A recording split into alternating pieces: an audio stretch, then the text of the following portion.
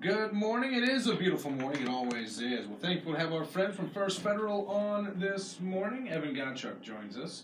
Evan, good morning. Hey, good morning, John. Thanks for having us this morning. Always a pleasure. And you brought up my IU colors. I call them UND. You know I'm not an IU fan, but you're rocking the... I'm a fellow Greyhound, but I grew up cheering for IU, so I'm wearing that. We're going to wrap this show a little early. Dick may be pulling the plug from Florida on it right now. Normally I can't wear this kind of shirt around. I don't have Tanner here to help me defend Boilermaker Nation. That's right. And speaking of, I brought along fellow IU fan Todd Van Sickle to join us. I am outnumbered severely. So I am wearing my red, but it does say First Federal Savings Bank. Well, then you can stay. Oh, gosh. Thank you, John. Todd, thank you for coming to fill in for Tanner this morning. We appreciate that. No problem at all. Thanks for the opportunity, and look forward to having a great morning with everyone here. You've been on the show several times, but for those of you that don't know, Todd is in charge of our operations and technology areas at the bank and does a great job for us. And we've also been on for United Way. You're part of that campaign as well. Yes, we are on United Way. I'm the campaign chairman, and we'll actually be back next week talking about our Valentine's event, and we're going to have some more information with that. And thank you, WROI, for helping out with that. And we'll talk about that in a little bit. Yeah, good plug, Todd. Great job. It's not his first time on the radio. No. He knows how to tease, and that's people right. want more. We've got a great guest this morning. We're going to be joined by Andrea Stineback. Andrea, wave at the camera over there. Andrea is our director of the Fulton County Public Library, and she has some radio experience here too, but we're going to get into what our local library is doing. We've got an excellent library for a community our size, and we're excited to get into that and understand a little bit more about what she does, what the library can do for you, and get a little more awareness there. But first, you guys want to talk about the coronavirus or the IU Michigan State win? Which one? I don't know which is worse, IU fans or coronavirus. I know what I'd like to talk about. But news is news, and we need to share, the good and the bad news, Well, we're always looking at the markets, financial markets, and this week they kind of got stymied a little bit. They've been on a roll, as we've talked about, but there's a virus outbreak in China that's kind of causing some concern, at least in confidence with the world markets, and that's the coronavirus. There's been a few deaths in China and a couple of cases reported in other countries. So the World Health Organization came out and said it wasn't a major problem, so it may not be, but it was kind of fresh news that kind of startled everyone a little bit. But all right, enough of that. Let's talk about the game. So everybody stay healthy and practice good health practices. Thank you, Todd. So the game, the excellent game last night. First starting off with some high school basketball from last night. Yeah, Rochester and Tippy Valley. That was the game I meant. Yeah. Okay. Yeah, that was a good one. Rochester got the win at home, 68-61. And I heard something like last year against Tippy Valley, Rochester only scored around 31 or 35 points, somewhere around that range, and 68 last night. So an offensive explosion for both teams. Tippy Valley falls to 5-2 in the conference. Rochester 6-1. They now pretty much control their own destiny. They're in sole possession of first place. Those games are always excellent rivalry matchups that are fun to be a part of. I'm sure the players really enjoyed that last night. It was fun. It was So being relatively new in town, do they share a traveling trophy or anything like that? Not for basketball that I'm aware of. Yeah. They do in the football. They probably should. That might be something to talk to Ryan Johnson about. I think so. Director, getting that set up. I agree. Nothing better than local high school basketball. Yeah, That's what absolutely. makes the community great. Absolutely. So the other game last night, the Hoosiers beat the Spartans 67-63. Oh, that's it? Purdue beat them by more than that. No, That is excited to interesting. escape. So Michigan State's probably not coming back to the state of Indiana now no, because probably not. they lost at Mackey and they lost at Assembly Hall last night. That's their only Big Ten losses so far. That's true, and from watching the game last night, they said the road teams have only won 11 games, and the other are 40. So they're 11-43 on the road. That's In the conference? in the conference, yeah. Wow. That's horrible. They started off really poorly in December. They started off like 0 for like 20 or something, I think, like yeah. that in terms of road teams. It's still trending that way. There's not a lot of success. So it's rough and tumble in the Big Ten, it seems like. And tonight we have the Badgers and the Boilers on tonight. So it's unusual a Friday night game, but that's kind of the new Big Ten schedule. And I'm still getting used to what night the Big Ten games are on and even what channel they're on anymore because they've got the contracts for the big dollars. Yeah. That's what they're playing to. Remember when you only had like 4 or 6 channels total for anything? IU and Purdue were on Channel 4, and that was it. Yeah. Purdue needs a win tonight. Yes, they do. They get, I think we said Wisconsin tonight Yeah. at Mackey. Normally they feel pretty confident, but after Illinois at Mackey this week, that's phew. I think That's Purdue's tough. favored still, even despite the win or the loss earlier this week. I was talking with Tanner a little bit yesterday. He's usually hosting the sports part right now. He's a lot more knowledgeable than I am. But he was saying he was thinking Illinois might be one of the most underrated teams in the Big Ten. He thinks they're actually really good. Yeah. You always say that after they pound your team. That's the easy scapegoat. I think they're actually tied with Michigan State atop the conference They are. standings Both after with 2 Michigan losses. after Michigan State loses to IU last night. So good to see the Illini back and playing some good ball. So other college action, Notre Dame lost at home to Syracuse on Wednesday, and they traveled to number 9 Florida State. Butler lost at Villanova, and they host Marquette tonight.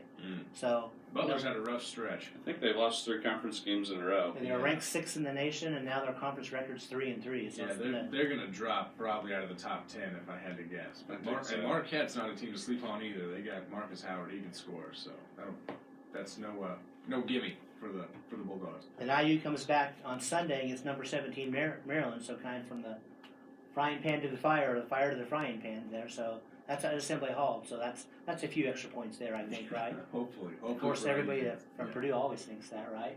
That's right. Well, hopefully IU can hit a 3 or 2. Local sports.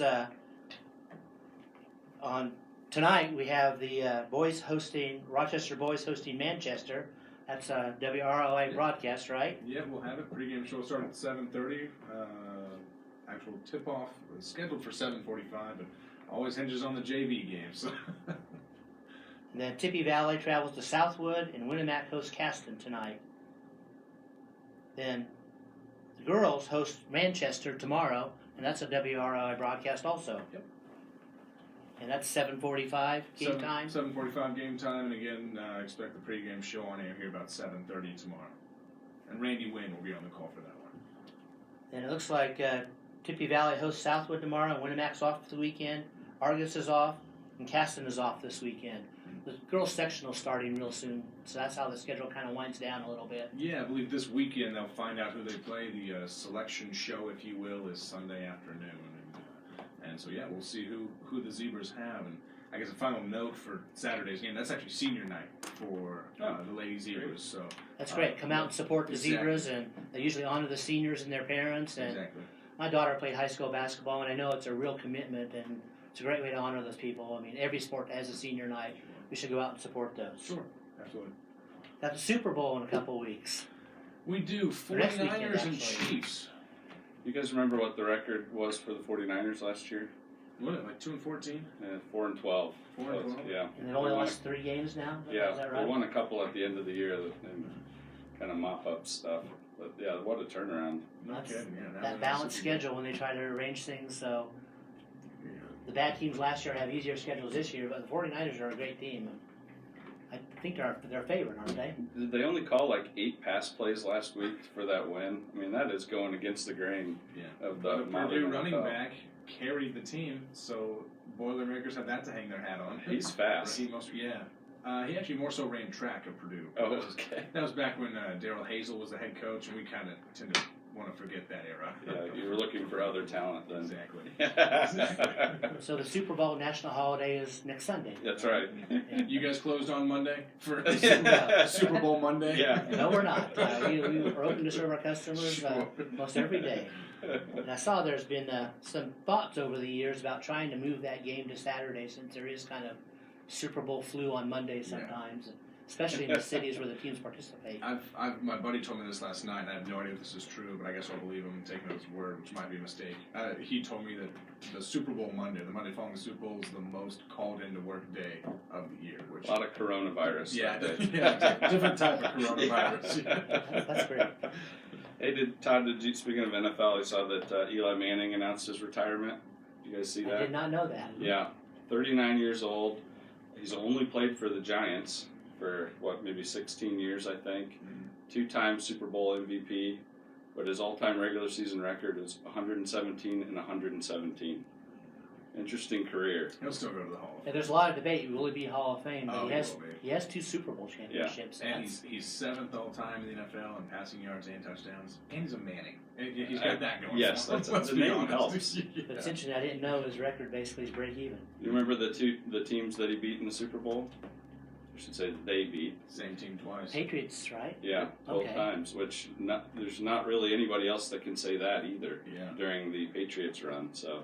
If my buddy said this, if Brady hadn't lost to who did they lose to in the Super Bowl? A couple of years ago. Oh, the Eagles. That's right. So if they hadn't lost to the Eagles, Eli Manning would have been the only quarterback in NFL history to beat Tom Brady in the Super Bowl. That's Yeah, probably that's- Hall of Fame I material think, right there. I think it'll be Oh enough. man. So that's pretty neat. And he never missed a game due to injury as a quarterback. That's interesting. You just don't ever see that. Speaking of the Hall of Fame, Derek Jeter and Larry Walker are the newest members of the Baseball Hall of Fame. I was really glad Larry Walker got in. He had a really steady and high achieving career. You don't think about him much because he played in Colorado. Yeah, his last year on the ballot too. So That he was didn't get neat. in this year. He would have, well, probably never got in. There's like a senior vote Right. too. Yes, that's right. That's a little bit different. Yeah. And the Jeter being from the Yankees, there's always kind of either love the Yankees or hate the Yankees. So I thought it was a little poor that one person didn't vote for him. Yeah. Those writers have some interesting I opinions disagree sometimes. with that. A lot of them are saying, "Well, I knew he was going to get in, so I chose to spend my votes on someone else." That's dumb. Yeah, I don't like that. Yeah. So moving on from sports. Okay, can I slip our trivia in? I forgot to do Sure. that earlier, so let's make a little amendment here. We need to get our trivia in, and it's going to be about books, Andrea. Okay. Okay? So you need to get this one right. I'm off the hook on this. Yeah, we expected to know already this. learned My John may money's not on know the Andrea. answer. My money's on Andrea. Come on, choose the heavy favorite. According to Barnes & Noble, what was the best-selling book of 2019? Okay. To Kill a Mockingbird by Harper Lee. That's an old classic that still is widely read. Lots of schools use that in their curriculum. Becoming by Michelle Obama, more of a recent trending book. And Where the Crawdads Sing by Dahlia Owens. I may not have said that name correctly. Okay. But we can. You have the We'll answer get right the now. answer here at the Okay. end. Yeah. So Okay. those, B and C, those are very popular books. Okay. in Well, think 2019. about that, That and makes we'll. me want to go with A. I think Andrew's playing mind games. Yes, he is really working on it. She's trying to sway the odds. Exactly. Move the money on that. Okay, now we need to go to the Tanner's Tidbit section delivered by Todd this morning. Pitch hitting for Tanner. The sports team Triple keeps T. going. On this day in 1935, the first canned beer was made. Anybody know who it was made by? I'm guessing Bush. Yeah, I Augustus thought it'd be a Bush. big name. I've never heard of it. Kruger Brewing Company. Nope. So get your nice tall cold Kruger next time you're if you still can even. Yeah. Most likely owned by Anheuser-Busch now. Yeah. That's probably Yeah, true. yes, yeah. Or Miller, yeah. Or InBev, or whoever they are now. Keeping on our library book theme, on this day in 1940, The Grapes of Wrath was released. Classic book by John Steinbeck. We studied that one in high school also. On the baseball theme, on this day in 1950, Jackie Robinson signed the highest contract in Dodger history. Want to guess what the dollar amount was? 175,000. Good guess. A little bit high. Oh. 1950. $35,000. Oh wow, I was way high then. I think I read where Garrett Cole and Strasburg this year with their new contracts will get $1 million a game.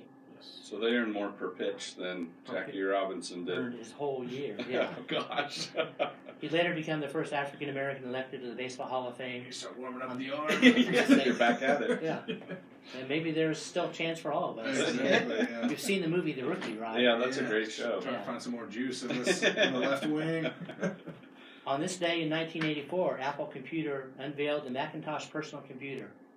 Wow, that's still a product now. It is. A good one. I remember I was in banking. I was just starting in banking then. We actually went to see it at a place in another city, and it was pretty interesting because at that time the bank, there were no personal computers in the bank, actually. We were doing mainframe things, so it was pretty interesting seeing this little box with a little screen and look how the world has changed today because of that. I imagine it made life a little easier in terms of handling transfers and withdrawals and deposits and what have you. It pretty much moved us from the paper ledger and pencil ledger to the everything's computer based now, and all kinds of checks and balances and appropriate things. We had one computer in our elementary school classes when I was there in the 80s. And it was an Apple II, Okay. green screen, and we didn't really know what to use it for too much yet. It was that new. Yeah, some of them were paperweights to begin with because people had to learn how to use them, you know. On this day in 2010, the Indianapolis Colts won their most recent AFC championship by beating the New York Jets 30-17. Tanner had to throw this note in here also. As a note, Peyton Manning would win his last AFC championship 6 years later on the same day, playing for the Broncos. Of course. Today, our special days are National Peanut Butter Day. I love peanut butter. Mm-hmm. Who doesn't like peanut butter? Yeah, I like it on a banana. You ever tried that? It's a good. No, I It's a haven't. good snack. And Belly Laugh Day. Belly Laugh Day. So I don't have any good jokes to help a belly laugh.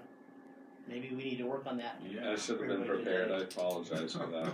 Thank you, Todd, for Tanner. You're welcome. You did a great job. Well, we do have a couple upcoming events. The 6th annual Scioto Xi Father-Daughter Dance is from 6:30 to 8:30 on February 7th at the Rochester High School this year. That is a change from in the past it's been at Grace United Methodist Church. Tickets are on sale, and you can purchase them at the Sentinel or the Community Foundation for $15 each. And this is a major fundraiser for Scioto Xi, who gives gifts and does excellent things for youth and education in our community and supporting the arts. So they're a great organization that has a major impact here. So if you know a father that's got a daughter, you better get them to the dance. So you going? I am going. Yeah, I've got 2 daughters that qualify. I think it's ages 3 through 5th grade, something like that. And that probably was penciled in the calendar last year at this time. So Lots you of had questions no about choice it. to go, right? Yeah, the 6-year-old doesn't necessarily always understand exactly how long something is away. So we've been answering that question for several months. It's a few weeks away, so it's coming up, Alice. So do you do the double dance like you shared? Absolutely. Okay. And a lot of twirling. Okay. There's a lot of. But do they ever get to twirl you? Is the It'll take a few of the kids working together as a one of team. them standing on the other shoulders? That's right. With a trench coat. That's right. That's a great event for father-daughter bonding, and We've had a great time there, Jane, Alice, and myself. So I recommend it. the new venue will be great too. There's a lot more room. Spread out a little bit. Yeah, so you can do a little more twirling. And it's not just dancing. We got a lot of crafts and snacks too, and a picture that is worth hanging on to. Okay. Also, we kind of mentioned this a little bit. The 22nd annual Give Your Heart to Your Community Valentine's Day event that we talked about at the beginning of the show, Todd. That's sponsored by the United Way this year, and WROI is going to be also partnering in that as they have in the past. So thank you, John, for that. Community Foundation is going to match total donations up to $2,500 this year. That's an awesome thing. Community Foundation has run this in the past, and talking with Brian Johnson and his group over there, there seemed to be a natural transition for this time for United Way to take over, and this shows what a great community we have. Agencies trying to partner together to make sure we're improving the lives of our citizens here. And the great thing about this is every dollar up to $2,500 gets matched. So if you buy the $100 rose in the 223-8929, I believe is their number. Okay, thank you, Todd. All right, we already talked about the financial markets getting a little bit of a scare this week with the potential of a virus outbreak worldwide. They're kind of talking about it being similar maybe to SARS, but I don't think it's going to be based on what the health organizations are saying right now. Anyway, I think that's over with, and the market's kind of stabilized here yesterday on that. Maybe not as scary as the initial news. It's an emotional game, the stock market, so it's fun to watch. Home sales in 2019 were exactly 1,000 units higher than 2018, at over 5.5 million. That's not very much, actually, in the history of the housing market. And that means it's a strong seller's market right now. There's only 1.4 million homes on the market in the country, which also sounds like a lot, but it's the lowest level since 1982. Wow. So if you're thinking about selling a house, it's probably a good time. You could find several buyers that may be interested in your home right now. And it's a great mortgage rate environment now too. So come to the bank and look for the mortgage to do that. Yep. We've got really low rates, great time to get qualified, and since we've had a great labor market, we've talked about that the last couple of weeks, low unemployment. People have been working, and if you've been working a couple of years, you can probably qualify to purchase a home. We've got a lot of interesting programs that can help you, and we have free pre-qualification. You can come in and find out kind of with your job and income level what borrowing level for a home is appropriate for you, and we love to make those kind of recommendations and help you work through that type of process. So come see our loan originators, Ben Dalton, John Schaefer, and Stacy Wilson here in Rochester that can provide you with those details. And we're in the commercial loan business also, so come see Lindy Breeden. Be happy to help out with that. We're committed to our community making loans. That's what we do. We're the only locally owned bank in Fulton County, and we don't want to be the biggest, just the best. Mm-hmm. We are a member FDIC and an equal housing lender, NMLS number 399927. Okay, we want to welcome Andrea Stineback from the Fulton County Public Library this morning. Good morning. Not Andrea? related to John Steinbeck. He No, spelled no. differently. It's Okay. spelled differently. Okay. People always ask though. So I thought it was interesting. That was something that happened Yes. in the past today. Well, thank you for coming on, and we're excited to talk about the public library. We've got an excellent library that I've lived here my entire life and used the library. There's been some additions to our building, some special sections. There's a lot of programming. You've got a big job. There's a lot of things going on there. Yeah, there is a lot going on. Tell us how long you've been the director there at the library. Well, I was put in as interim in 2016, officially made director in 2017, and I've been director since. But I've worked at the library for going on 13 years, so. That's awesome. Yeah, that's great. You've been doing an excellent job. It's our pleasure to have you on this morning. Give us an idea, in your words, of what a library's role is in a community like ours. Well, in a community like ours, I believe it's kind of the hub. I mean, we don't have a lot of entertainment value here, but the library, I mean, we have programming, we have materials so people can, go to their house and entertain themselves. It's a source. It is. I mean, we have all sorts of stuff. I mean, the library, people traditionally think, oh, you just check books out. That's right. right. We have DVDs, we have music. I mean, we have digital download things now. So, I mean, the library has transitioned quite a bit since, the early 90s. Are you seeing many people take advantage of downloading digitally library items and using them on devices? How is that simple? E-books are, we do get a decent amount of e-books downloaded, but our other digital resources, we don't see as much traffic, which we would like to see more traffic. Give us an example of some of those other ones. Well, we have a lot of different travel databases that include, information about culture, food, I think even banking. So if I'm planning a trip somewhere, I can get some great information about yes. things that exist around that area, interesting sites, Mhm. history. Yeah, and what's nice, because we have travel books too, which, those are good, but they get outdated so quickly. This is an online database, so it's updated all the time. I like that. So it has the most up-to-date information. You mentioned something earlier before our show about virtual reality. That kind of Yes. our ears perked up a little bit. We don't know too much about that. How does virtual reality and the library interact? What do you have there?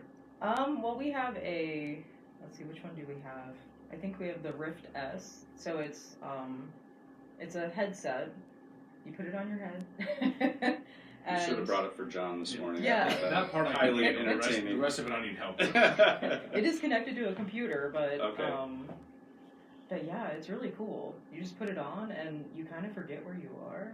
So you see basically an environment that you're Yeah. kind of set in the middle of, right? Uh-huh. Okay. Yeah. Do you get to choose where you go? What are some of the things you see in the VR? Well, we have games. We have, Beat Saber is really popular, and it's really fun. It's, Guitar Hero, but Yeah.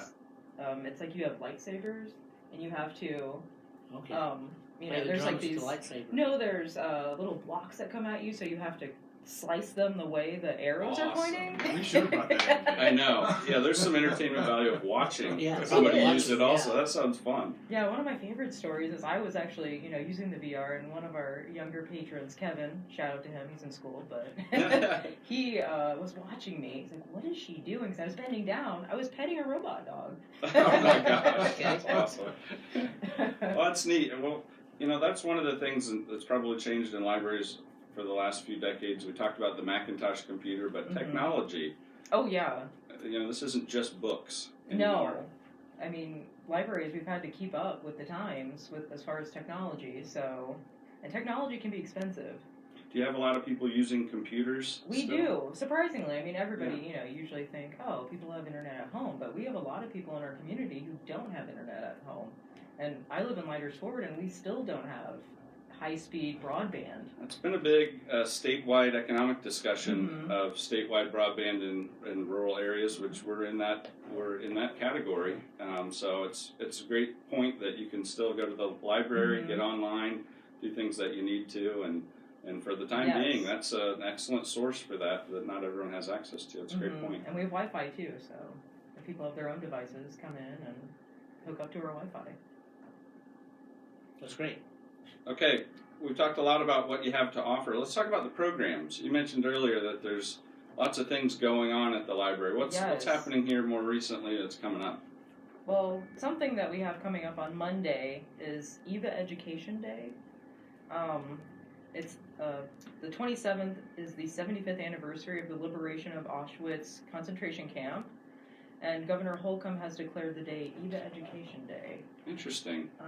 Eva is Eva Kor. She was one of the twins that Joseph Mengele experimented on at the concentration camps.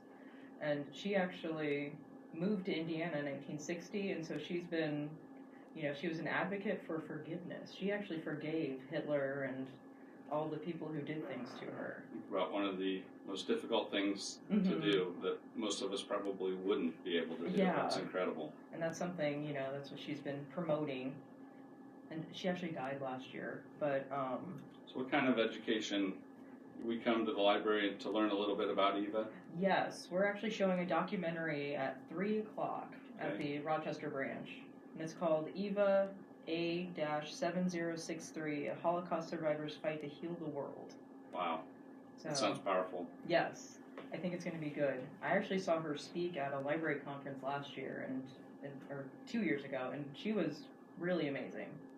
There's a lot of people interested in World War II history. This would be a great opportunity to see it through the eyes of somebody that went through probably the worst of the worst. Yeah, I mean, when she spoke about what she had to go through, it was crazy. But she was determined that, she was not going to, die there. And she and her twin sister did survive. So. Wow. That's great. You have a resource to show that to the community, and gives us a chance to learn more about things we probably wouldn't normally go out and see. Yeah, and that's what's nice about the library. I mean, you can experience things that you wouldn't necessarily be able to experience without the library. We're speaking with Andrea Stineback, Fulton County Public Library Director. Anything else you want to share with us this morning, Andrea? Well, something we are doing this year, we Love Our Library campaign. All right. We do love our library. We're going to have yard signs out, so you should be seeing them within the next couple weeks. And we also have vinyl decals available at the library.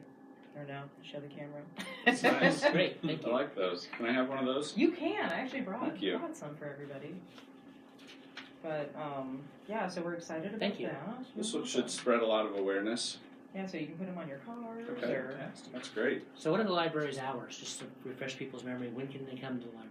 let's see. Well, the branches are different than Rochester's hours, but Rochester is Monday through Thursday, 10 to 8, Friday 10 to 6, Saturday 10 to 5. And the branches have different hours. I know Avi's hours because I worked there for 5 years before I came to the main branch. Avi's hours are...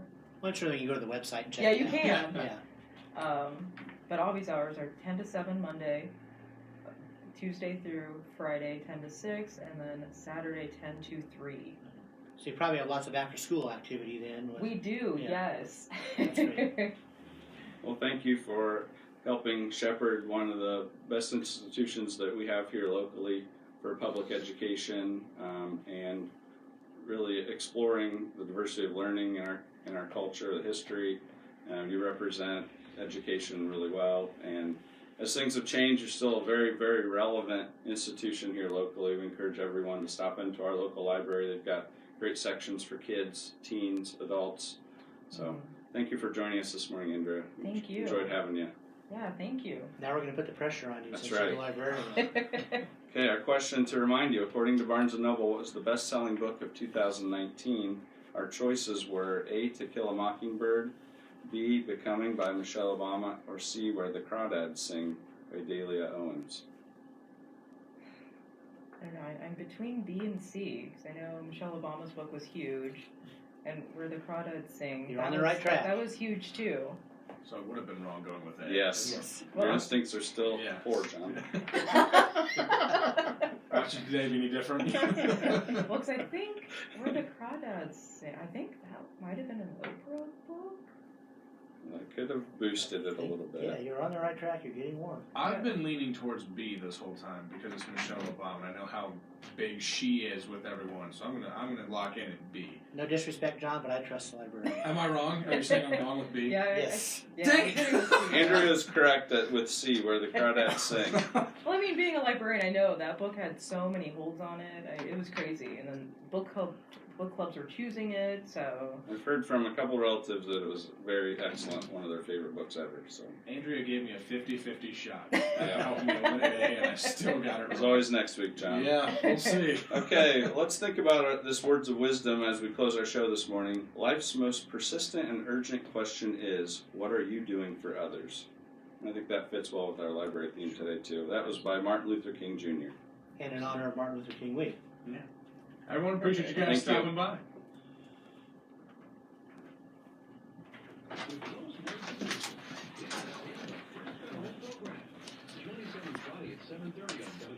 Told me some information. I do. Do you want to?